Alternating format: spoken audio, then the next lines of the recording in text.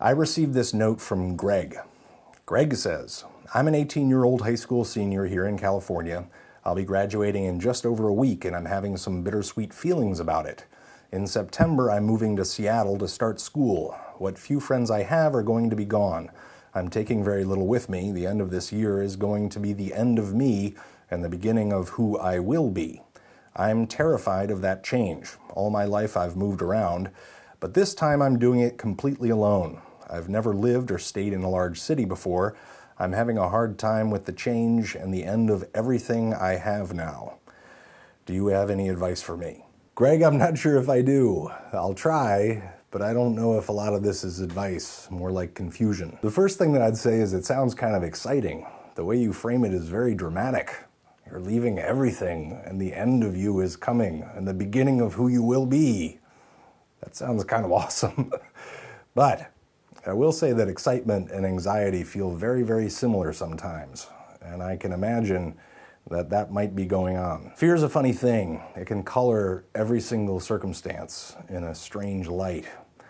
I don't know if this is related, but I remember once I moved 2.5 blocks from an apartment that I'd been living in for about 12 years. And I cried when I got there because it felt like everything was being reframed. I was like, I can't even walk to the deli anymore. Yeah, I think part of this is fear of the unknown and how you deal with that. Part of it is rational, right? You're a little bit afraid because you don't know what's going to happen and you want to keep your guard up. And part of it is probably irrational. You might be afraid that there's going to be catastrophic consequences to you screwing up somehow when you land in college. And in my experience, that fear can creep up on you if you don't pay attention to it. Once in a while, I catch myself when I'm walking around, and I notice that I have this relationship to the world around me, buildings, people, cars that pass by, as if they're threats, like I'm constantly at war with the world. And sometimes I feel like I'm in like a little castle, and my job, I guess, is to lash out against any threats that are coming at me. But with a little shift, it feels like a kind of unknown, weird possibility space. I told you this was going to be confusing, because this is part of it, is that any advice that I give you is kind of going to be tied to that. There's something about going to college which is absolutely bizarre, because it's like world making. You don't have any real context to put it in. People might tell you what you're supposed to do there, or that it's going to be the best time of your life and to enjoy it. But those are fantasies. You're a world maker. You get to create everything. You get to create how you interact with people, what your interests are, what you do. That's exciting. But I guess it's a challenge because everybody else is bringing their context with them. What it means to be a friend, what a Saturday night means, what it means to bond with someone, what the best way to say hello is. And it is a kind of a breaking down. Everybody has to deal with that.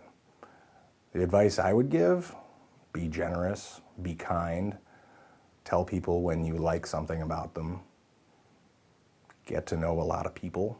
I wouldn't get too lost in trying to figure out what college means. It's pretty weird. It's like a summer camp where all the instructors forgot the part about fun, and they're just really good at assigning activities. You have to put the fun into it. I would do things with your body, exercisey things and sporty things. It's a good time to do things with your body at that age.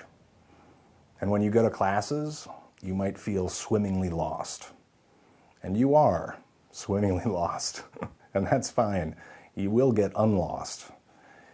And there's a lot of people that might use the right words and seem like they know what's going on, but a lot of them don't. And you just need a little time to catch up. Also, maybe don't ask too much of new relationships. That's kind of a big one, because you're going to be trying to fill a lot of voids, but those people might not be able to fill them.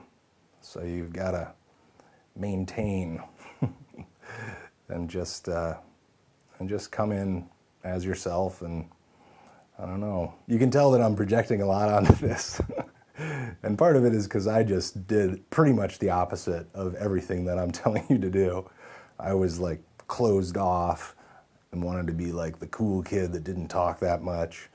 Turns out, really bad strategy for making friends. Don't drink too much too.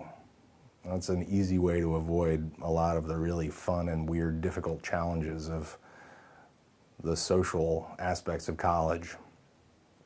I will say that when I look back, the people that I admire the most were like my freshman year roommate, who was bizarre. I used to come into the room and he'd be playing congas naked to a really like loud blasting salsa track. But he also like wheedled his way into master's level comparative lit courses and was like having dinner with a group of students and his professor on random nights. And it was, I almost looked at it with disdain, to be honest with you. It was so uncool what he was doing, but it turned out he was having the time of his life and got experiences that I just didn't get. I guess in thinking about this, the thing that stood out to me was that line that you're a world maker. And that's what is so incredible about it. I wouldn't stress out too much about it or try to overthink it, but it is true. You have so many different possibilities of creating a world that is right for you, that fits with the things that you're super interested in, fits with the kind of relationships that you would love in your life.